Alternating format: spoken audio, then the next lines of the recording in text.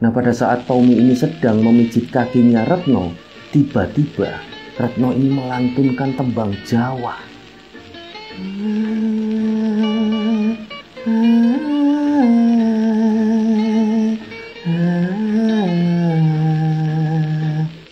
Pokoknya suasana di lokasi tersebut lebih mencekam karena vegetasi yang rapat, jadi kan gelap di situ kan, di tengah hutan itu. Dan tiba-tiba Retno ini memanggil Tommy sambil melambaikan tangannya.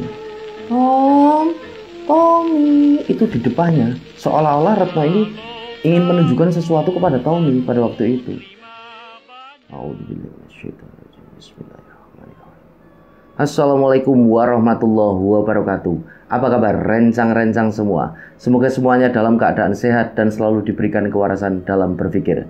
Nah, pada kesempatan kali ini saya akan bercerita tentang satu kisah mistis pendakian yang pernah dialami oleh salah seorang rencang kita yang bernama Tommy ketika mendaki di Gunung Sumbing.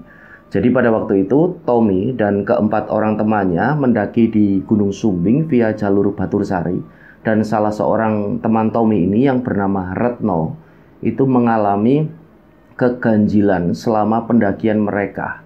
Dan keseluruhan dari kisah ini sungguh sangat menyeramkan bagi saya pribadi. Dan nantinya di akhir dari cerita ini, di akhir daripada pendakian mereka di Gunung Sumbing tersebut, ada sesuatu yang tidak terduga. Maka dari itu simak cerita ini sampai tuntas, jangan sampai ada yang terlewatkan. Baik, sebelum saya lebih dalam masuk ke ceritanya, terlebih dahulu saya ingin mengucapkan terima kasih buat rencang-rencang semua yang sudah subscribe, sudah gabung ke channel ini. Yang belum subscribe, yuk subscribe dulu biar kami lebih bersemangat dalam membagikan cerita-cerita terbaru dari channel ini. Dan buat rencang-rencang semua yang sudah like, yang sudah komen, yang sudah share video-video dari channel ini, kami juga mengucapkan banyak terima kasih. Semoga semua amal kebaikan rencang-rencang ini dibalas sesuatu yang lebih besar dan berlipat-lipat dari Allah Subhanahu wa Ta'ala. Amin.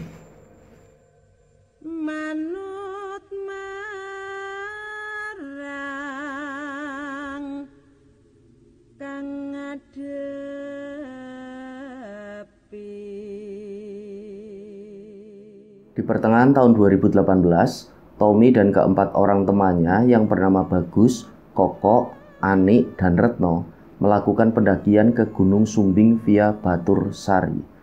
Nah, di tahun itu, Sumbing via Batursari ini belum diresmikan menjadi jalur pendakian. Akan tetapi karena sebelumnya Tommy dan Koko ini sudah pernah mendaki ke Gunung Sumbing via Batursari itu, dan kebetulan juga mereka berdua itu kenal ya dengan salah seorang asli sana, jadi tidak ada masalah dengan perizinannya. Jadi mereka lancar-lancar aja mengenai perizinan. Nah, saya pribadi ini tidak tahu ya pada tahun itu apakah jalur Batursari ini sudah sering dilewati pendaki atau belum, masih jarang.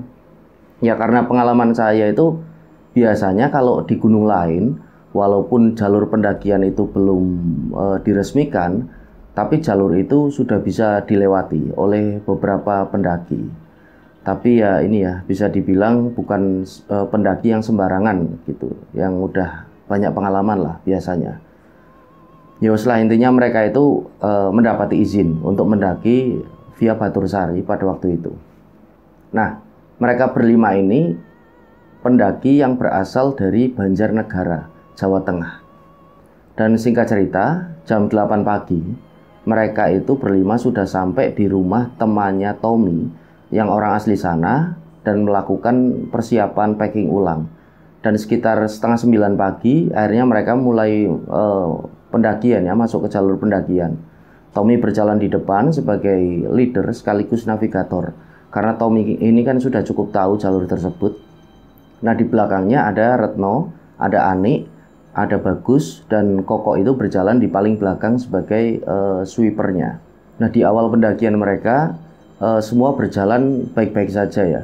Cuma mereka itu berjalan bisa dibilang agak lambat karena di situ fisiknya Retno itu sedang tidak terlalu baik. Dia itu sempat mengeluh di bawah waktu sebelum pendakian itu dia agak pusing. Tapi nampak di sana mereka berlima itu sangat antusias ya, karena mereka tahu kalau jalur ini masih belum diresmikan, jadi pastinya masih jarang ada pendaki yang lewat sana. Mereka itu suka ya kalau keadaannya nggak begitu ramai. Nah, pada waktu itu Bagus itu sempat bertanya sama Tommy, Tom, kok trek seasik ini kok nggak diresmiin, kenapa ya? Waduh, aku kurang tahu ya. Tapi menurut temenku itu di sini banyak lokasi yang masih disakralkan oleh penduduk setempat. Yo mungkin aja tempatnya nantinya bisa jadi kotor atau rusak gitu. Ya nggak tahu lah, mungkin kayak gitu. Oh iya ya kali ya. Nah makanya kita jangan sampai nyampah di sini. Kita harus menghormati kepercayaan penduduk sekitar sini. Nah singkat cerita, setelah mereka berjalan cukup jauh, mereka memutuskan untuk break, istirahat sejenak. Dan kebetulan pada saat itu mereka istirahat di dekat sumber air. Lah lalu di situ Koko itu meminta kepada Bagus ya untuk menemani dia mengambil air. Karena Koko itu sengaja memang tidak bawa air dari bawah biar perjalanan mereka itu agak ringan gitulah, nggak bawa air. Nah di trek dari pos 1 menuju pos 2 ini memang ada beberapa titik sumber air. Jadi kalau rencang-rencang ini mendaki di sana, nggak usah khawatir ya, nggak usah khawatir kalau nggak bawa air, banyak air di sana. Nah di situ Retno ini bilang sama Koko, kok aku tak ikut ya, aku juga mau ikut ambil air. Dan Koko pun menjawab, oh ya wis, ayo melu, ayo ikut. Nah akhirnya Koko, Bagus, dan Retno itu berjalan ya menuju sumber air. Sementara Tommy dan Ani menunggu di tempat mereka istirahat tadi, berhenti itu. Nah, tapi kurang lebih 20 menit Koko, Bagus, Retno ini kok nggak balik-balik. Akhirnya Tommy kan berinisiatif untuk menyusul mereka. Dan di situ Ani nggak mau ditinggal sendirian. Akhirnya dia pun ikut menyusul bersama si Tommy. Nah setelah sampai di sumber air, Tommy ini kok cuma melihat Koko sama Bagus, sementara Retno ini nggak terlihat. Tommy kan nanya sama Koko, kok lama banget sih? Nah di situ Koko menjawab, Ton, iya ini kok tiba-tiba Retno kok menghilang. Ini aku sama Bagus lagi nyariin dari tadi. Loh, kok bisa hilang? Emang tadi nggak bareng sama kalian? Koko ini menjawab lagi, tadi itu bareng sampainya sini, tapi pas kita mau balik, tiba-tiba si Retno ini udah nggak ada, udah ngilang. Dan akhirnya Tommy ini bilang, yowes nih Gus, kamu balik dulu ke tempat kita istirahat tadi. Aku sama Koko tak nyariin si Retno. Nah akhirnya Bagus kembali sama Ani ke tempat mereka istirahat tadi kan. Sementara Tommy sama Koko ini mencari Retno yang tiba-tiba tidak tahu kemana menghilang. Nah tidak sampai 10 menit tiba-tiba si Bagus balik lagi ke sumber air dan bilang sama Tommy, Tom, Retno udah balik itu di tempat istirahat. Loh kok bisa? Kata si Koko kan. Koko ini nanya sama Tommy, lah terus emang kamu tadi pas nyusulin kita ndak papasan sama si Retno, Tom? Ndak. Loh kok aneh ya? Wis lah wis, yang penting si Retno ini udah ketemu. Nah di situ Tommy itu merasa heran, tadi si Retno balik lewat mana ya? Kan jalur dari tempat mereka istirahat itu sampai ke sumber air ya cuma itu, jalurnya itu cuma satu, ndak ada jalur lain. Kok Tommy ini ndak papasan sama si Retno? Logikanya kalau tadi Retno ini balik, harusnya Tommy dan Ani itu papasan sama Retno di jalan menuju ke sumber air. Nah sesampainya di tempat istirahat, Koko ini menegur si Retno, Ret, kalau mau balik itu bilang, jangan asal celonong gitu aja. Dan di situ Retno menjawab, loh tadi kan aku udah bilang. Nah di situ tiba-tiba Bagus memotong, wis udah, yang penting kita udah bisa kumpul lagi. Nah setelah mereka beristirahat itu, mereka kan akhirnya kembali melanjutkan perjalanan, melanjutkan pendakian mereka. Nah di tengah perjalanan itu Tommy merasa ada yang aneh dengan Retno.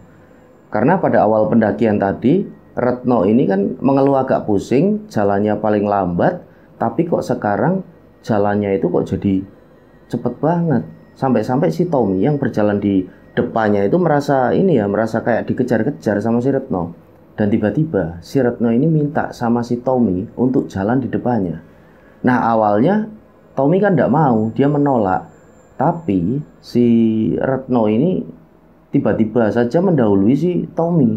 Akhirnya kan Tommy menegur Retno, kamu ngapain Ret? Udah kamu di belakangku aja, biar aku yang di depan. Tapi Retno ini tidak memperdulikan apa yang dikatakan oleh Tommy. Jadi dia malah jalannya itu semakin cepat. Nah akhirnya mau tidak mau kan Tommy pun harus mengimbangi jalannya si Retno kan. Tommy ini jalan di belakangnya Retno akhirnya. Dan tanpa terasa, jarak antara Tommy dan Bagus, Koko, Anik yang ada di belakangnya itu jadi semakin menjauh. Nah di situ kan Bagus berteriak, si Bagus itu, "Tom, jangan cepet-cepet jalannya. Ini aku nyusulin si Retno loh. Udah kalian di belakangku aja." Akhirnya Tommy itu terus berjalan di belakangnya si Retno. Sebenarnya Tommy itu pengen sekali mendahului si Retno. Tapi anehnya setiap kali Tommy mempercepat langkahnya, seketika itu juga Retno mempercepat langkahnya. Jadi Tommy itu tidak bisa mendahului Retno. Sampai pada akhirnya Tommy itu tiba di sebuah lokasi yang disebut hutan Sukma. Di sana Tommy melihat kalau Retno itu sedang duduk di sebuah batu yang terlihat agak besar. Dan tiba-tiba Retno ini bilang sama Tommy, "Tom, kakiku pegel. Kamu bisa bantu mijitin nggak?" Makanya Ret, kalau jalan itu diatur, nggak usah cepet-cepet, pakai ritme, pakai irama. Tommy akhirnya kan langsung jongkok dan memegang kakinya Retno. Lalu di situ Tommy kan mulai memijit kakinya Retno, dan pada saat itu Tommy itu merasa kalau kakinya si Retno ini bisa dikatakan sangat keras ya. Malah kesannya itu seperti kayu. Akhirnya di situ Tommy kan bilang sama Retno, "Kaki kamu kaku banget ini ototnya, pada tegang ini Ret. Makanya jalannya itu pelan-pelan aja." Nah pada saat Tommy ini sedang memijit kakinya Retno, tiba-tiba Retno ini melantunkan tembang Jawa.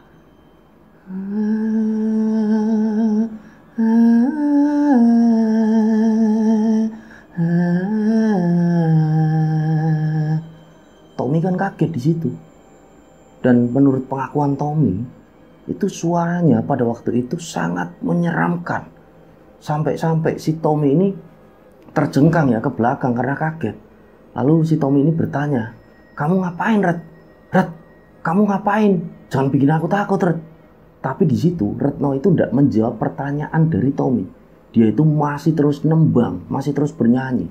Dan tiba-tiba Tommy itu melihat wajah Retno berubah menjadi sangat menyeramkan. Astagfirullahaladzim, kan kaget di situ Tommy kan, karena Tommy itu benar-benar melihat wajahnya Retno itu berubah menjadi sangat mengerikan pada waktu itu. Dan dia, si Retno itu juga masih terus melantunkan tembang Jawa sambil tersenyum. Tapi di situ Tommy melihat senyumnya itu senyum yang aneh, seperti memiliki suatu makna. Nah, Tommy ini kan akhirnya memberanikan diri, berusaha berkomunikasi dengan Retno. Akhirnya kan Tommy ini tanya kan sama Retno itu, "Ret, kamu itu kenapa, Ret? Ret, kamu jangan bikin aku takut, Ret. Ret, sadar, Ret, jangan bikin aku takut, ah." Dan sampai pada akhirnya Bagus, Anik, dan Koko sampai di lokasi mereka berdua itu dan melihat Retno seperti itu kan, mereka bertiga jadi kaget. Astagfirullahaladzim. Tommy, itu Retno kenapa, Tom? Aku juga enggak tahu kok. Tapi kayaknya ini si Retno kerasukan. Waduh. Enggak beres nih. Yowes, gini aja. Si Koko ini berbicara kan. Mending kita turun lagi aja. Ini mumpung masih siang. Ayo kita turun aja. Mereka di situ keempat temannya Retno ini kan setuju untuk turun lagi. Tapi tiba-tiba si Retno ini kembali berdiri. Dan dia berjalan menuju ke atas. Naik dia. Akhirnya kan teman-temannya ini berteriak, "Rat, mau kemana kamu? Rat." Lagi-lagi Retno itu tidak menjawab pertanyaan dari teman-temannya. "Yowes gini aja, kalian semua jagain Anik ya. Aku tak ngejar si Retno," kata si Tommy. "Oh yowes Tom, hati-hati Tom. Nanti kita nyusul di belakangmu." Akhirnya Tommy ini kan kembali berjalan untuk mengejar Retno. Posisinya si Retno itu udah jauh ya di depan Tommy. Dia jalan di depan duluan dan Tommy berusaha untuk mengejarnya. Tapi apa daya Tommy, langkah dari Retno ini terlalu cepat untuk dikejar. Sampai pada akhirnya Tommy itu kehilangan Retno. Tapi di situ Tommy tidak menyerah. Dia tetap berjalan agak cepat ya dan berharap bisa menyusul Retno. Nah, setelah berjalan cukup jauh, akhirnya Tommy melihat Retno itu sedang berdiri di depan. Nah, di depannya Retno itu ada jalan yang bercabang. Perlahan Tommy kan dengan pelan-pelan mencoba mendekati Retno. Dan tiba-tiba Retno ini tanya sama Tommy, "Tom, aku lagi ada di mana, Tom? Tom, kok aku bisa di sini, Tom? Tom, ini aku di mana, Tom?" Nah di situ Tommy justru merasa lega karena pada saat itu Tommy ini yakin Retno udah sadar. Tapi di situ Tommy tidak berbicara yang aneh-aneh ya sama si Retno. Dia akhirnya mengajak Retno untuk istirahat, duduk di situ sambil menunggu teman-teman yang lain datang. Nah, pada saat itu Retno sudah normal lagi dan Tommy itu masih nahan buat nggak bertanya yang aneh-aneh lah sama si Retno ini. Karena Tommy juga yakin kalau si Retno kan nggak bakalan inget dengan kejadian yang baru saja dia alami. Nah, di saat si Tommy dan Retno itu sedang duduk di situ istirahat sambil makan wafer, tiba-tiba Retno ini berkata sama si Tommy, "Tom, aku diceritain, kenapa sih aku kok bisa sampai di sini, bisa secepat ini, mendahului kalian semua." Nah, di situ Tommy itu tampak bingung, nggak tahu harus menjawab apa, dan lalu tiba-tiba, "Hoi, wedian kalian, jualan cepet banget." "Iya Tom, cepet banget, kamu udah tahu ya? Ini beberapa kali tadi Anik jatuh." Nah, di situ teman-temannya datang. Nah, di situ kan akhirnya Tommy menjawab, "Ya mau gimana lagi? Aku kan harus ngejar si Retno." Nah, pada saat itu Retno agak curiga raut mukanya. Ada apa sih sebenarnya? Nah, di situ ketika Bagus tiba-tiba mau bertanya dengan Retno, Bagus ini mulutnya ditutup pakai tangan sama si Koko. "Diam, diam. Ada apa sih sebenarnya?" Retno katanya. "Nggak ada apa-apa, nggak ada apa-apa." Lalu di situ Kokok mengajak temannya ini untuk turun lagi aja karena dia merasa khawatir kalau si Retno itu bisa kerasukan lagi. Tapi di situ Retno itu bilang dia masih ingin melanjutkan pendakian. Lalu si Kokok kan akhirnya bilang sama si Tommy ya, mereka berdua berdiskusi perihal apakah pendakian ini akan dilanjut atau tidak, atau turun saja. Tommy bilang sama si Kokok kalau si Retno ini sepertinya kok udah normal, udah ndak apa-apa kalau pendakian ini dilanjutkan. Nah, di situ Kokok kembali meyakinkan Tommy, "Kamu bisa jamin beneran kalau Retno itu baik-baik aja, Tom?" Nah, belum sempat Tommy ini menjawab pertanyaan dari Kokok, tiba-tiba Bagus ini memanggil Tommy, "Tom, itu Retno udah jalan ke atas lagi, Tom." Akhirnya kan teman-temannya ini berteriak lagi, "Ret, sabar Ret, tunggu kami Ret, Ret." Tapi Retno ini ndak menjawab. Dia itu berjualan ya terus dan agak cepat. Dan di situ Kokok itu bilang, "Waduh, kesurupan lagi ini." Akhirnya mereka kan bergegas mengejar Retno yang sudah jalan di depan duluan. Nah. Tapi karena si Anik ini lagi-lagi sedikit-sedikit minta berhenti ya, karena capek. Nah, mau ndak mau Tommy itu kan harus jalan duluan lagi mengejar si Retno, mempercepat langkahnya. Sementara si Kokok sama Bagus itu kan mereka menemani Ani yang tertinggal di belakang kan. Nah, Tommy masih mencoba untuk terus berlari sekuat tenaga dan sampai pada akhirnya dia bisa melihat Retno yang sedang berdiri tidak jauh itu di depannya. Nah, saat itu menurut pengakuan Tommy itu melihat kalau di samping kanan dan kirinya Retno itu ada juga sosok yang berdiri. Tommy pada waktu itu tidak berani mendekat ke arahnya Retno. Jadi Tommy itu masih tetap berjalan, tapi pelan ya.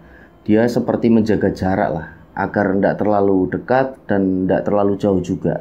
Dan tiba-tiba Retno ini kembali berjalan.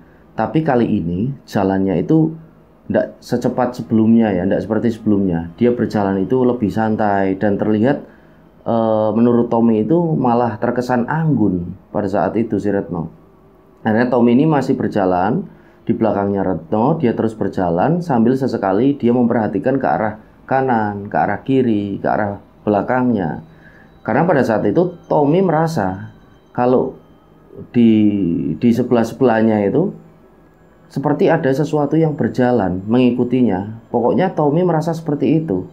Tapi setelah diperhatikan berulang-ulang ya sama si Tommy, itu tidak ada siapapun. Jadi dia itu sendirian sambil mengejar si Retno. Sampai pada akhirnya Tommy ini memasuki kawasan hutan yang vegetasinya itu lebih lebat dan lebih rapat ya dibanding sebelumnya. Tommy kembali menengok ke belakang. Dia berharap si Kokok dan Bagus Anik juga sudah ada di belakang. Tapi ternyata mereka belum sampai di belakangnya si Tommy. Nah, Tommy itu merasakan kalau suasana di sana itu berbeda dengan situasi sebelumnya. Sebelum dia masuk ke kawasan hutan itu ya. Pokoknya suasana di lokasi tersebut lebih mencekam karena vegetasi yang rapat, jadi kan gelap di situ kan, di tengah hutan itu. Dan tiba-tiba Retno ini memanggil Tommy sambil melambaikan tangannya. Tommy, itu di depannya. Seolah-olah Retno ini ingin menunjukkan sesuatu kepada Tommy pada waktu itu. Dan melihat itu, Tommy cuma diem. Dia itu tidak berani mendekat ke arahnya Retno karena Tommy itu masih melihat kalau Retno yang ada di depannya itu seperti sangat berbeda dengan Retno yang dia kenal. Aura pada waktu itu menurut Tommy sangat-sangat menyeramkan. Dia itu bulu kuduknya merinding semua pada waktu itu, berdiri semua si Tommy. Tiba-tiba Retno memanggil lagi. Tommy.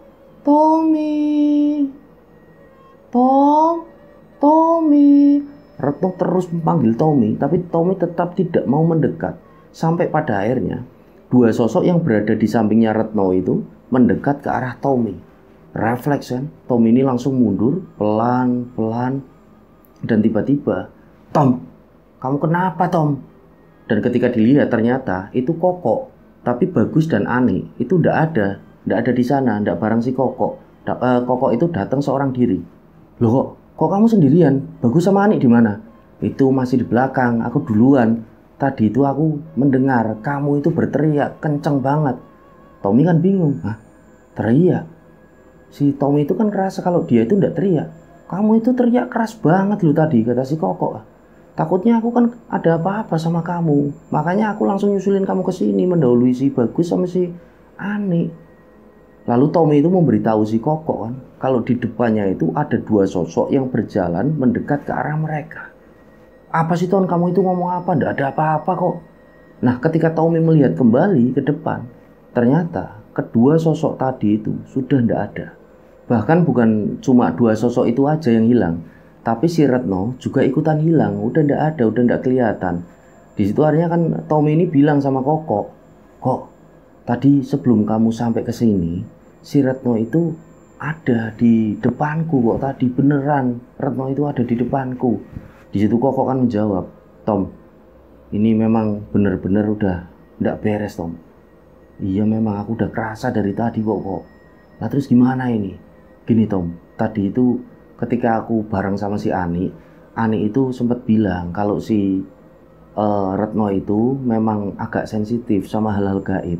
Kemarin di kosan juga sebelum ke pendakian ini dia juga sempat dirasuki di kosannya itu. Nah mendengar hal tersebut si Tommy kan jadi tambah khawatir. Lalu Tommy pun memutuskan untuk kembali berjalan menyusul si Retno. Ya wis gini aja, itu Retno tak susulin. Kamu di sini nungguin si Bagus sama si Ani ya. Soalnya mereka berdua kan belum pernah ke sini. Aku khawatir nanti kalau mereka itu malah kenapa-napa, malah bisa tersesat.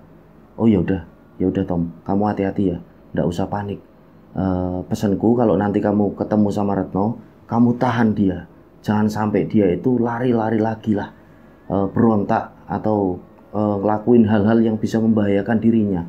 Kata si Koko sama si Tommy kan. Iya. Yowes, aku tak kesana dulu, tak nyusulin si Retno. Akhirnya Tommy kembali berjalan kan, agak cepat dia jalan menyusul si Retno. Nah, selama berjalan menyusul Retno, si Tommy ini selalu merasa kalau di samping, di belakangnya dia itu ada yang mengikuti dia.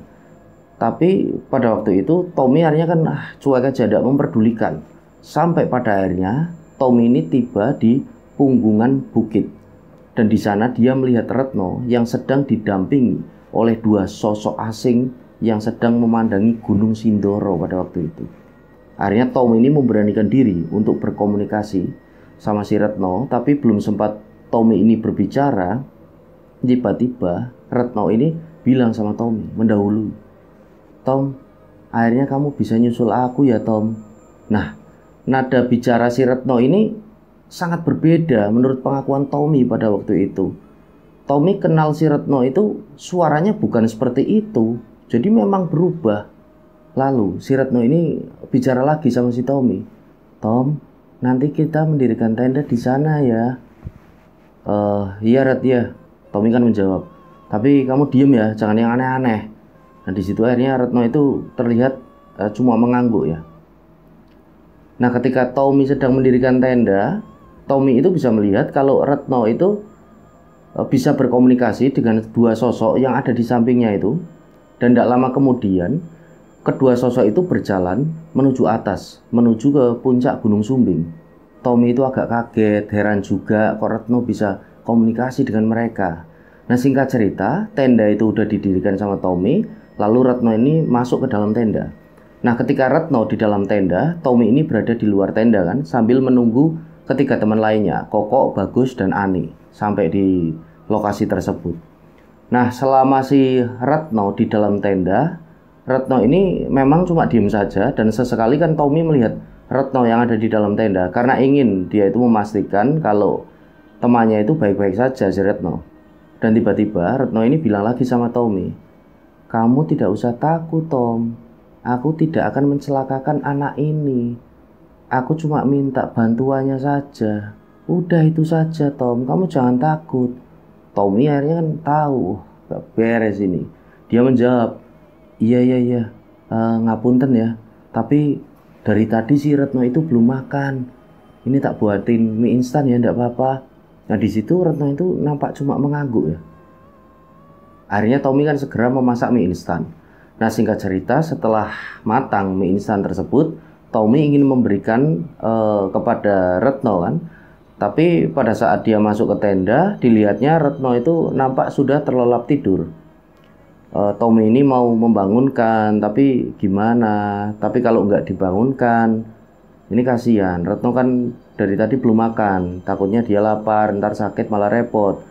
Dan akhirnya Tommy memberanikan diri untuk membangunkan Retno. Ret, bangun Ret, Ret bangun. Ini mie-nya udah matang Ret. Nah, tiba-tiba, loh Tom, ini aku di mana Tom?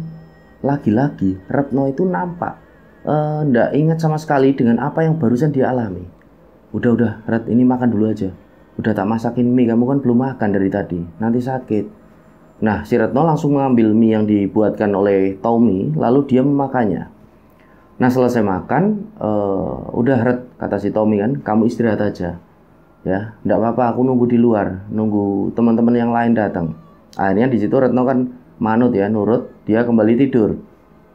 Nah, singkat cerita, sekitar jam 5 sore, Koko, Bagus, dan Ani tiba di lokasi mereka berdua. Lalu di sana pun Tommy menceritakan tentang kondisi Retno kepada Koko, Bagus, dan Ani ya. Lalu Tommy menanyakan hal yang dikatakan Koko kepada Ani perihal Retno yang sensitif terhadap hal-hal gaib.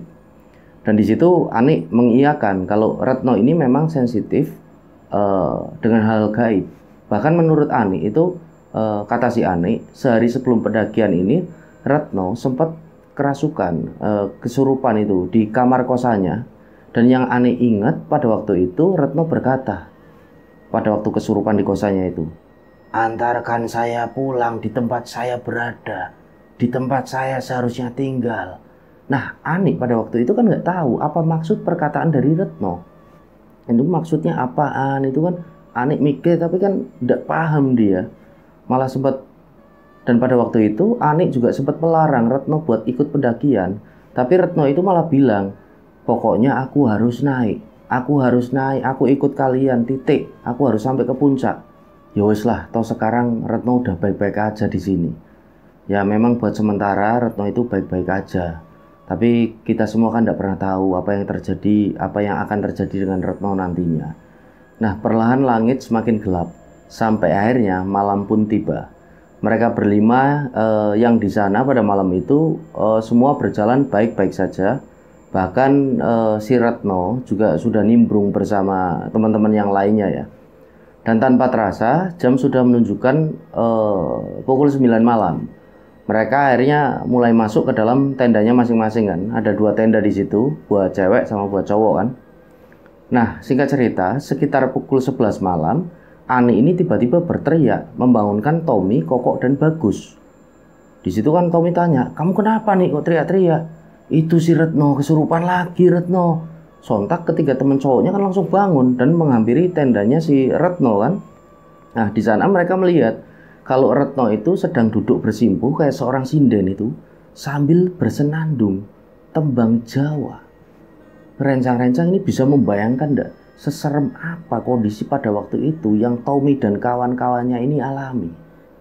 Tommy, Koko, Bagus, dan Ani hanya bisa melihat Retno yang sedang bersenandung duduk bersimpuh sambil dia itu nampak tersenyum-senyum sendiri. Dan akhirnya Tommy ini memberanikan diri untuk mencoba bertanya kepada Retno kan. Tapi belum sempat Tommy ini bertanya mengeluarkan suara, tiba-tiba Retno ini bilang, "Nanti tolong antarkan saya ya sampai ke atas puncak." Walaupun keempat temannya itu agak takut karena melihat kondisi Retno yang seperti itu, tapi mereka lebih takut kalau permintaan itu ditolak, nanti si Retno malah terjadi apa-apa dengan diri si Retno. Karena di situ si Koko kan menjawab, iya, nanti tak antar ke sana, Ret. Nanti tak antar, tenang aja. Nah, karena si Koko, Tommy, Bagus, dan Ani itu tahu itu bukanlah Retno teman mereka, tapi ada sosok lain yang merasuk ke dalam raganya Retno. Nah, dari pukul 11 malam sampai pukul 2 dini hari itu, mereka berempat kan akhirnya tidak tidur untuk menjaga si Retno. Dan tiba-tiba Retno ini bilang, "Ini sudah waktunya, ayo kita berangkat." Retno langsung keluar tenda tanpa memakai jaket sama sekali, tanpa memakai sepatu, alas kaki, dan lain sebagainya. Nah, di situ kan akhirnya si Ani ini bilang, "Ret, pakai jaket dulu, Ret." Nggak usah. Akhirnya Tommy ini bilang sama Bagus sama Ani, "Kalian berdua di sini aja ya, nggak usah ikut, biar aku sama Koko yang nemenin Retno ini ke puncak." "Iya, Tom. Kalian berdua hati-hati ya," jawab si Bagus. Setelah itu Retno kan udah mulai berjalan kan menuju ke puncak itu. Dan tidak lama kemudian muncul kembali dua sosok yang tadi mendampingi Retno itu. Dua sosok gaib tadi yang di kanan kirinya. Nah, untuk pertama kalinya si Koko ini melihat kedua sosok itu. Dan dia itu bertanya sama Tommy, Tom, itu siapa, Tom?" "Aku juga tidak tahu kok. Tapi sebelum ini aku udah pernah lihat mereka berdua. Tadi pasti pas lagi di bawah." "Yowis lah yo, tugas kita kan cuma mengantar dia sampai ke atas. Aku yakin kok kalau kedua sosok itu cuma menjaga, tidak ada niatan jahat sama si Retno. Bahkan yang merasuk ke tubuhnya Retno itu tidak ada niatan jahat. Aku kok punya keyakinan kayak gitu," kata si Tommy kan. Akhirnya mereka jalan kan, tetap jualan menuju ke atas. Nah, jalan menuju puncak itu bisa dibilang cukup terjal ya. Jadi langkah mereka itu cukup lambat dan berhati-hati. Nah, ketika berjalan menuju ke puncak, Koko ini sama si Tommy merasa hawanya itu kok sangat panas. Padahal pagi itu angin bertiup dengan sangat kencang. Sampai-sampai akhirnya mereka berdua membuka jaket yang dipakai mereka kan, karena merasa kegerahan. Nah, singkat cerita, sekitar jam 5 ya, itu udah pagi, subuh itu, mereka sampai di puncak Gunung Sumbing. Di sana itu sudah nampak banyak pendaki lain yang ada di situ, mungkin itu pendaki dari jalur lain kan. Dan tiba-tiba si Retno ini berkata sama mereka berdua, "Terima kasih sudah mengantar saya sampai di sini. Maaf karena saya merepotkan kalian." Setelah itu tiba-tiba si Retno jatuh pingsan. Dia tidak sadarkan diri pada waktu itu.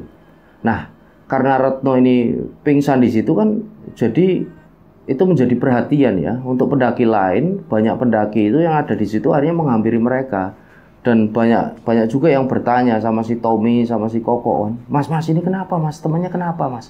Di situ Tommy itu menjawab dengan tenang ya, dia tidak panik. "Tidak apa-apa, Mas, ini teman saya cuma kelelahan kok." "Udah, Mas, ini nanti hipotermia, Mas, nanti ini itu." Enggak apa-apa, Mas, teman saya cuma kelelahan," kata si Koko. Dan tidak begitu lama Retno ini tersadar. Dan kalimat pertama yang keluar dari mulutnya si Retno itu adalah, "Tugasku udah selesai. Ayo kita pulang, kita turun aja." Nah, mendengar si Retno berbicara seperti itu, timbul lagi pertanyaan dari pendaki lain yang ada di situ kan. "Tugas apa, Mas? Kok mbaknya bilang tugas-tugas?" Di situ Tommy cuma menjawab, "Bukan apa-apa kok, Mas. Udah tenang aja, Mas. Ini teman saya enggak apa-apa." Nah, setelah itu mereka bertiga istirahat sejenak ya di puncak itu sambil makan snack yang dibawa oleh Koko di diebacknya. Nah, sebenarnya si Koko ini ingin sekali menanyakan sebenarnya itu apa yang terjadi dengan Retno, tapi dia itu menahan itu ya, takutnya Retno belum siap untuk menjawab pertanyaan dari si Koko. Nah, singkat cerita, jam 7 pagi mereka bertiga kembali turun ya dari puncak Gunung Sumbing itu menuju ke tempat camping. Dan jam 8 lebih 45 menit mereka sampai di tempat camp. Sesampainya di sana, Bagus dan Anik sudah menyiapkan makanan. Mereka akan langsung makan ya, sarapan.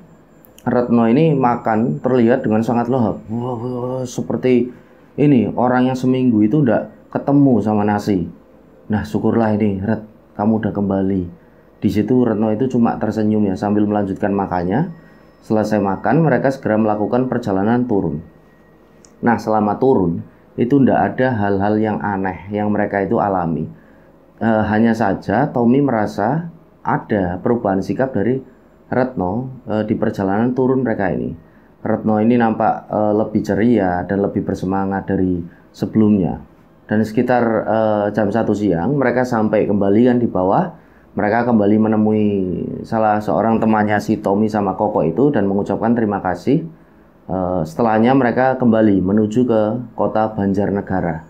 Nah, ketika di dalam bus, si Retno ini bercerita kalau sebenarnya sejak umur 12 tahun dia itu sudah sering didatangi oleh sosok perempuan. Tapi datangnya itu hanya berupa bayangan ataupun terkadang lewat mimpinya si Retno. Tapi entah kenapa, kira-kira seminggu sebelum pendakian, sosok yang sering muncul itu perempuan, itu tiba-tiba muncul dengan bisa dibilang wujudnya itu lebih nyata. Dan sosok itu meminta kepada Retno untuk mengantarnya ke puncak Gunung Sumbing. Terus kalau Retno tidak mau, maka sosok itu akan selamanya berada di kehidupannya Retno. Nah, di situ teman-temannya katanya, lah emang perempuan itu siapa, Ret? Dia itu salah satu penghuni Gunung Sumbing, Ratu Gunung Sumbing, atau dia itu siapa sebenarnya? Nah, terus kenapa dia kok bisa sampai di kosan kamu? Terus dia minta diantar sama kamu. Emang kamu itu kenal? Di situ Tommy kan yang bertanya. Aku juga enggak tahu. Di situ nampak Retno juga bingung. Oh ya wes lah, yang penting sekarang aku kan udah bisa terlepas, udah bebas dari sosok tersebut, kata si Retno. Nah, teman-temannya di situ kan bersyukur. Ya wes lah, alhamdulillah. Pokoknya siapapun sosok itu, Retno itu cuma berharap sosok itu enggak usah kembali lagi, karena Retno itu bisa dikatakan udah cukup merasakan perasaan yang tersiksa ya setiap kali dia itu muncul. Nah, sebenarnya dia itu enggak mengganggu sosok itu, dia itu enggak usil, cuma menurut Retno kan karena beda dimensi kan jadi serem aja.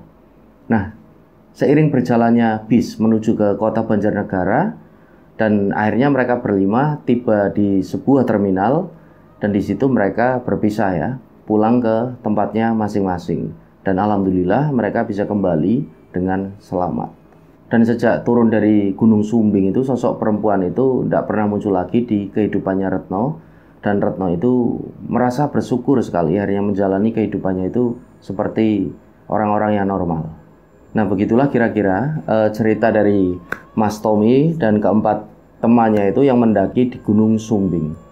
Jadi poinnya adalah sosok yang ada dalam kehidupannya si Retno itu tidak mengganggu, tidak usil ya, tapi mereka itu sampai cerita ini dituturkan kepada kami, terutama si Retno itu juga masih bingung sebenarnya sosok itu siapa, kok dari dia kecil udah ada di kehidupannya si Retno itu kan, sampai Retno itu udah gede, udah kuliah, udah kos, dia kok ini masih aja terus mendatangi si Retno. Dan dengan tiba-tiba ketika Retno ini mau mendaki ke Gunung Sumbing bersama keempat temannya, kok dia itu tiba-tiba minta diantarkan ke puncak Gunung Sumbing. Pokoknya sampai cerita ini dituturkan kepada kami, Tommy, Retno, dan teman-teman yang lain juga masih bingung sebenarnya siapa sosok tersebut. Dan itu menjadi pertanyaan yang menurut Mas Tommy dan Mbak Retno itu tidak perlu ada jawabannya. Mereka cuma penasaran aja. Jadi seperti kata pepatah, mungkin memang ada beberapa pertanyaan yang memang tidak memiliki jawaban. Nah, kira-kira seperti itu yang bisa kami sampaikan. Semoga rencang-rencang dan kita semua bisa mengambil hikmah dan memetik pelajaran dari kisah tersebut. Baik, mohon maaf kalau banyak salah-salah kata dari saya, dan sampai berjumpa pada cerita-cerita selanjutnya. Saya Sukmarga pamit undur diri. Wassalamualaikum warahmatullahi wabarakatuh. Salam Lestari.